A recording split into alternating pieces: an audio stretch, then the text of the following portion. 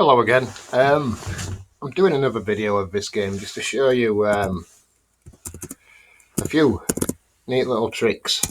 Well, one of them really is 500 lev equals 4. Now, when we're developing a game, we need to be able to get to different screens or levels to check how they perform, whether they're erroneous or not. So a good developer cheat is to do that. I'll show you the first couple of screens of my game.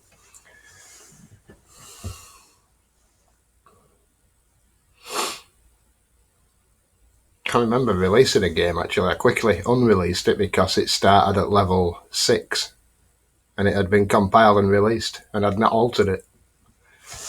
There's so many different things to remember. Oh, bollocks. Oh, that'd be why.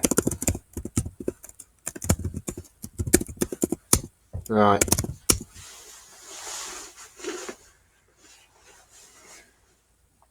Now it'll work.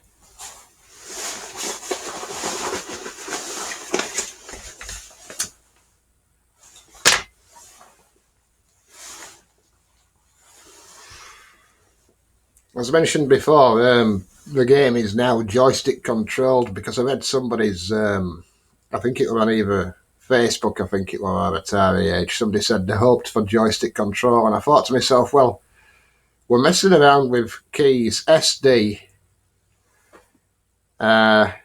EX, and W and Q for jumping forwards and backwards. Now, you're tripping up over your own fingers, you know. Oh, I'm dead. Now, this is going to take a while because it's not compiled. The compiled version, you don't even really notice that it's gone blank. It just goes straight back to the screen. If you notice the tree here with the scary face.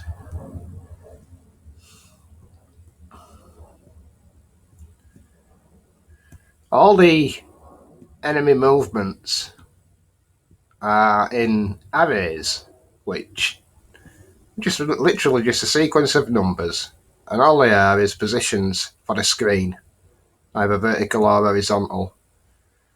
And one trick I did do is reusing existing arrays and adding and subtracting numbers from the screen position to put an enemy.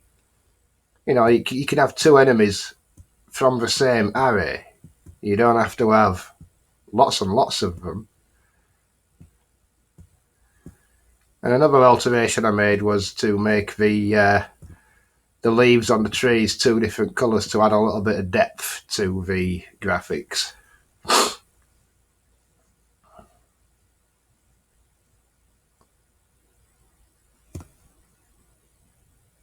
Now, the way we do the pits with water in them, the way that the game knows when you've walked over a hole is there's actually a black sprite that you can't see, and it's just a little ledge, just a little block.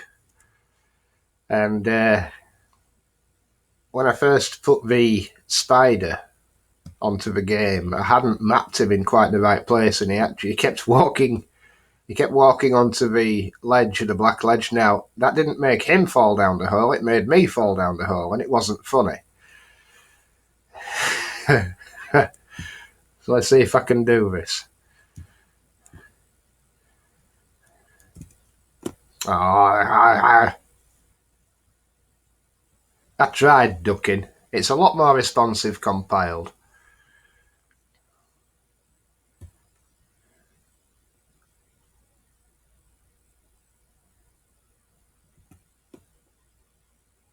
I tell you what, even this isn't bad. For a TI game, newer games released, there must have been that ran as slowly as this, if not slower. You know, when you compare, I mean, to say TIs are slow, but when you compare Extended Basic with, I don't know, any other basic, even Sinclair Basic, yes, certain things are faster, especially the ability to print incremented numbers to the screen is certainly faster on the Spectrum than it is on the TI, but They can't do this, can they? You know, let's be right, they cannot do this.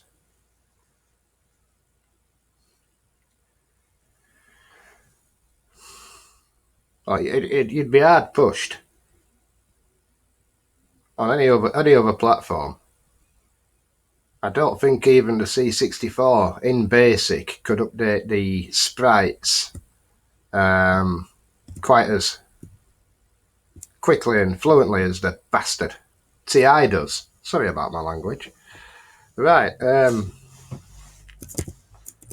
500 lev equals 3 lives equals 4. Now the reason I keep putting 4 is, in actual fact, the way the game's made, you cannot have more than 4 because it uses the number of lives to look for how many sprites to place atop the screen for the lives indicator.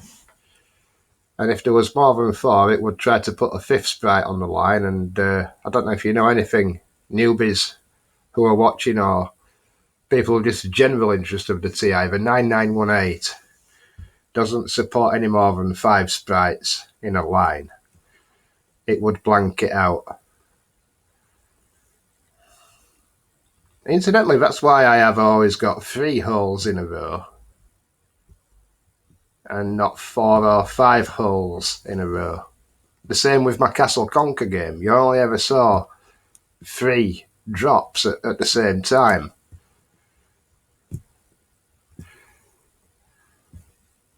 Skulls on legs, that's what I call those creatures. Skulls on legs. I was running out of ideas. Here we are, back at my latest screen.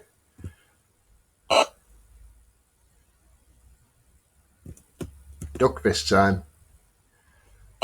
That's an handy little feature that I programmed in. I may redesign the character actually. It looks a little bit like my little doggy Chester when he does his business.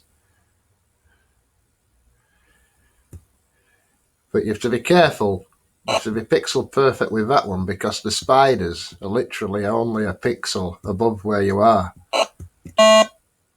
Look, it's doing that again. Where it's repeating random keys. Give up. Twonk. Right. Thanks for watching. Bye for now.